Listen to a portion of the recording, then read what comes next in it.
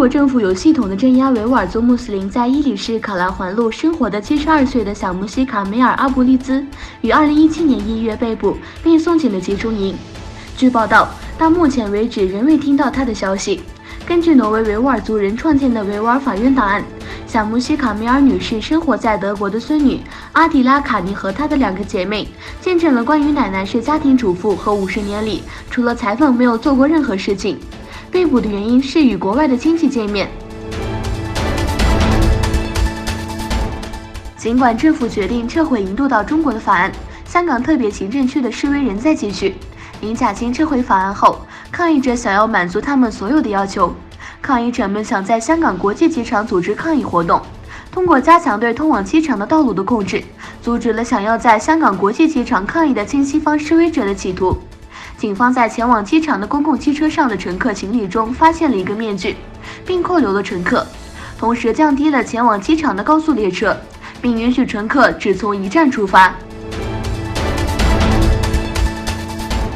本月早些时候，巴基斯坦外交部长沙赫穆罕默德·库雷西表示，